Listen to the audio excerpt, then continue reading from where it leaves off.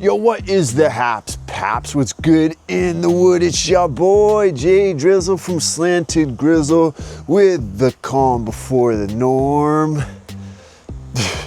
Can you imagine if I started videos like that, spit and flow like that? That'd be wild. My videos would probably do better. Do me a favor, send that to the writers and see if they can work with that. The writers. Actually, never mind. Who am I kidding?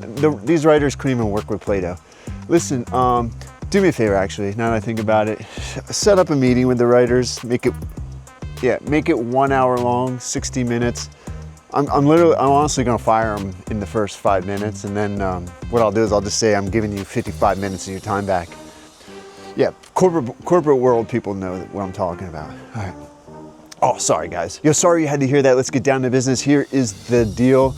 I hesitate to even make this video because I don't want you to think that the bike that you are riding is not sufficient. I'm a firm believer that if your bike is safe, if your bike works, it is good enough to progress on. It's important to know that progression and skills come from time on the bike. They don't come from shopping for new things online. So keep that in mind as you watch this video. However, a couple weeks ago, I had the misfortune of a whoopsie and oopsie daisy and ouchie on the trail, which forced me to change up my setup a little bit, something that I never would have done without that major boo-boo. And to be honest with you, I wish I had done it many, many, many years ago. Editor's note, can you make this switch into what I'm talking about? Like, make it look smooth, please. Yeah, I'll stay standing here. We're gonna switch the wheel. 3, 2, 1. Did it work? Did it look smooth?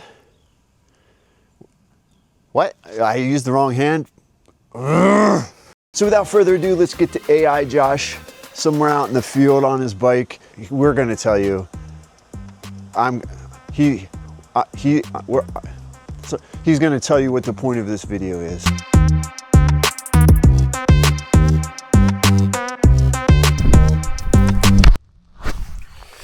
Yo, all right, here's the deal. So I've ridden 26-inch mountain bikes, I've ridden 27.5-inch mountain bikes, and I've ridden 29ers. And I'd say for the past 4.5 years, I've ridden 29ers exclusively.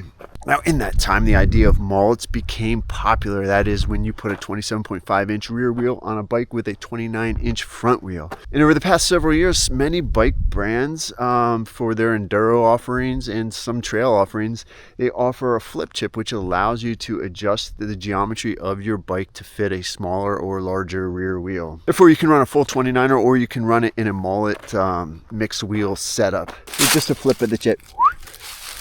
That's all well and good, but having a second wheel set to throw on your bike to switch it up is expensive, and it's hard to justify for a lot of people. Therefore, whatever configuration they purchase their bike in is generally the configuration that they will run it for, you know, the entirety of its life. And that certainly is the case for me. I've been running this bike as a full 29er for the entirety of its life. And I think most people, when they go and they buy a bike that has a flip chip, they can configure it as a mixed wheel set, a mullet, or you know, the full 29er. And I think that they choose 29er because when you do a simple Google search, 29er versus 27.5-inch bike, the theory is that 29ers are faster. You know, they're just faster and smoother to ride. So as I mentioned in the intro, I had a whoopsie, a boo-boo, where I cracked my 29er rear rim. And if I wanted to keep riding, I had to scavenge around, and I scavenged around and I found a 27.5-inch rim. And thankfully my bike had flip chips, so I flipped it in the mullet setup, put the 27.5er. Honestly, I wish I had done it many, many, many years ago, and here's why. So the first thing that surprised me when I started riding the mullet setup was I didn't even recognize it was a 27.5, just sitting on it and pedaling like I am now. Felt like the exact same bike that I had been riding. Didn't feel like I was, you know, riding a chopper, a Harley, or I didn't feel like I was sitting low in the back end, which makes sense. The flip chip is working. So when you get a 29er up to speed, no doubt it carries more momentum than a mullet bike. The difference is very slim. It's only marginal. And there are so many other variables that control rolling speed, like, you know, your tire choice. I think that if you run slower tires, it has a way bigger impact on your rolling speed than a mullet versus a 29er. In addition, what you can do with the bike in the mullet setup versus what you can do with the 29er has a pretty big impact too, and I'm going to talk about that here in a minute.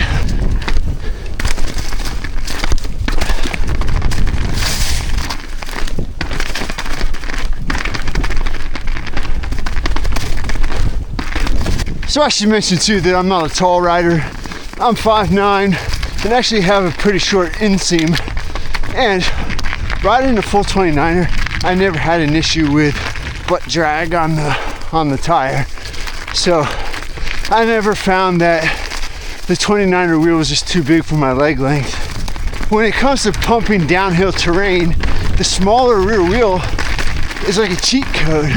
All your input is really more maximized than it was for me with a 29er. Yo, sorry, had to stop for a minute to regain feeling in my fingers. But here's the thing, I've noticed since I've been riding the mullet that I had forgotten about because I've been riding 29ers so long, is that when you're pumping terrain, like even rock stuff like this, like your basic rocky stuff like this, you know, to maintain traction you have to be heavy and push into, you know, the transitions, these mini little transitions and stuff, and you really ride active and push into the ground. And the 27.5 is just like, it just pushes in, and it's like a little speed boost that I forgot about because I've been riding big wheels so long.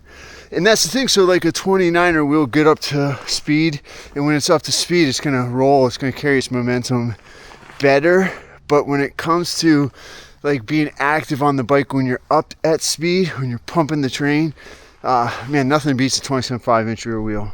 Now, of course, I know that geometry and chainstay lengths and all that have a lot to do with that sort of thing, but I'm just talking general.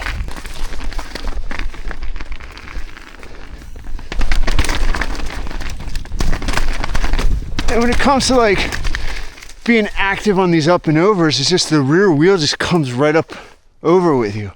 So much quicker, so much more efficient. So even on very tame stuff like this, you know, where you still want to be active on the bike, it's just so much easier to like pump the terrain. So I always felt like a 29er was kind of like a kangaroo's tail. You know, it was there to offer support and balance when you needed it. But then again, whenever you're trying to go through places where you had to be kind of precise, you're always dragging that tail around with you. And it became kind of like a burden to pull that tail around with you when you didn't necessarily need it for balance and composure. Let's talk about technical climbing on the mullet versus the 29er. And this is probably what surprised me the most. You know, I understood that a smaller rear wheel would be more fun to jump, but I really felt like I was knowingly giving up a lot of my climbing ability. However, kind of the opposite was true. I actually feel as though I climb better now, and having really thought about it through many climbs, I think this is why. Yo guys, it is cold out here. 8 degrees right now, but I'm out here giving you information because I care about you. You guys are the sponsor of my videos. Now I could be inside selling the drama, you know, talking about why mountain biking is dying, or arguing with somebody whether or not a Walmart bike is good. All bikes are good. But I'm not, I'm out here shivering because I care. So if you want to sponsor this video of me in the cold, all you gotta do is hit like, subscribe if you're not subscribed, and leave a comment would be cool. Why am I out here again? So let's look at this, guys. This is not like the steepest technical climb, but it's rocky.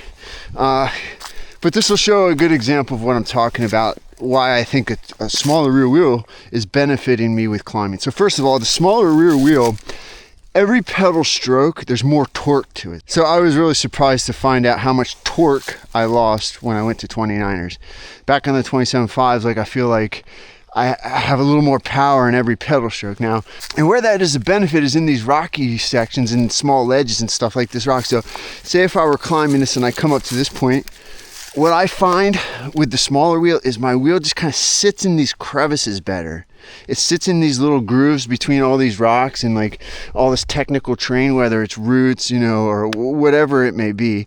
The smaller wheel kind of gets in there better, and because of that I feel like I have more grip, because there's more, you know, tire in contact with the surrounding bits of the ledge and the rocks and stuff. And then add on to that the additional torque that I get because it's a smaller wheel. It'll get up to speed better. I feel like then I can power up these little ledges, you know, much easier, much stronger. And additionally, because the rear wheel is smaller, it's easier for me to just kind of lift up over. So if I don't want to just power up through it, I can easily just do like a little rear wheel lift and just gets me up through it. So when you multiply that by all these little bumps and things that you have to, you know, successfully conquer, successfully climb on a technical climb, it makes a huge difference. So every pedal stroke just feels stronger and more powerful, you know, more torque. And that's great whenever I need to really blast up over a little tiny ledge, you know, like say this rock here, boom, right up over it.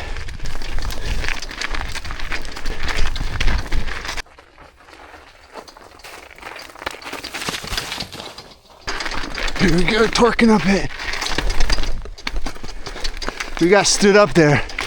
You see me almost stop, but again, the torque that I get from the smaller wheel helps me push through that stuff.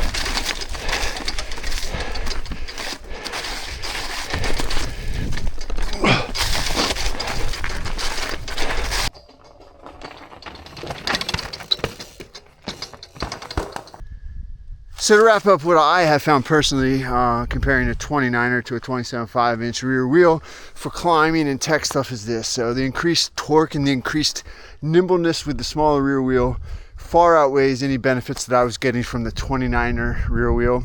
Now, if you're doing a long fire road climb where you're up to speed and you're just kind of trying to keep that speed, I think a 29er is better because again, you're just keeping your momentum going. I'm gonna squeeze on by. You're good. You guys have the perfect walking sticks, by the way. So yeah, when you're riding single track and you're riding over roots and small little rocks and stuff, absolutely a smaller wheel is gonna hook up on that stuff a little bit more and slow down your momentum. So that's the give if you're riding a mullet bike on single track. However, the take is this: if you're active and you pump stuff, you can certainly pump stuff better. And you can pop little rock gaps like that way more efficiently with a smaller rear wheel. I feel like the effort that I put into that rear wheel pop is more magnified, more powerful with a smaller rear wheel than it was on, you know, the big old 29er. Also, not so much right here, but if you're riding, you know, really tight, turny single track, I found that the mullet's quicker through those turns, and you get quicker up to speed when you're back on the pedals out of the turns. Just check the temperature, 16 balmy degrees Fahrenheit. Based on my calculations, that's like negative 742 Celsius. Yeah, what feels like 12? Felt like 12. We're fixing, we're rat-a-tat-tat.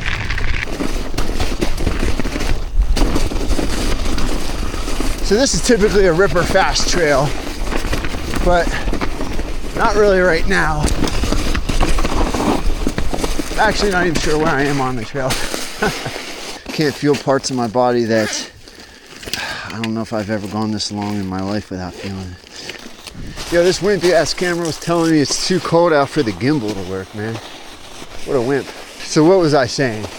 Yeah, so drops like this is like, I don't know, 4 foot high or so. You know, they're just little drops that are just sprinkled all over certain enduro trails, and just coming off of it on a mullet is just so much quicker, so much cleaner. I feel more precise coming off of it. So again, this quick little drop stuff where you really got to be on your toes, you know, it's nice not feeling like you're dragging that kangaroo tail behind you.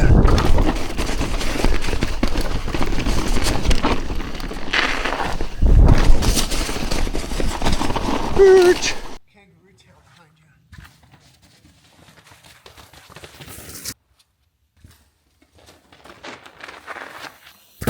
So if you think I'm riding slow, it's because I am.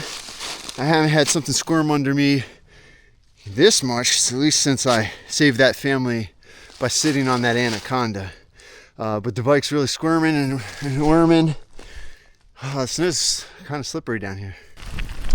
Yeah, so anyway, in summary here, I don't know that I expressed myself super well. A lot of it is due to this absolute frigid cold. I really wish that I had switched to a mullet bike many years ago. The 29er, when you got it up to speed, yes, it rolled faster. Yes, it carried its momentum faster. Small bumps, small roots and stuff like that. Yes, it carried its momentum over that stuff better and quicker. But how I like to ride high on the bike and pump the train and be active. And the mullet just is almost like a little speed boost every time you do that. Like in Mario Kart, it's like you just get way more out of the pump on a smaller set of wheels. Additionally, climbing, I found benefit in climbing on the mullet, which hopefully I explained well, but I just really appreciate the torque that I get and the ability to lift that rear wheel up and over stuff easier. I don't feel like I'm hauling around a big kangaroo tail, a kangaroo tail that I don't know that I relied on all that much. When it comes to jumping, there are no jumps around here to really kind of show or illustrate, but it's obvious. Smaller wheels more fun to jump because you can just move it easier. As far as downhill and enduro goes and riding like downhill technical stuff, it's just quicker, it's snappier, it's off of ledges quicker. And again, it's just better all around because it's just more maneuverable, and I just feel like I get more out of pumping it. So that's kind of my conclusion. Had I not broken that rim, I probably never would have tried a mullet, simply because it was hard for me to justify buying another wheel set. Now, with all that being said, I found that it's a little bit more challenging to find 27.5 tires these days, as most people I think are riding 29ers, but they are out there, especially the tire that I like, the WTB Trail Boss. I'm still able to get that in the 27.5. So if you like this video, if you left a comment, if you subscribe, you're sponsoring this, and I appreciate that. Thank you for being a sponsor. I will always be out here in these cold temps for my sponsors, so thanks again. I appreciate it. Stay warm, and I will see you on the next one. Peace. Is it easier to manual? I don't know. It's a good question. Is it easier to wheelie a smaller rear wheel? I don't know. The balancing point's more sensitive. It's kind of easier to get to that balancing point. But I've been wheeling so long, I can't say for sure.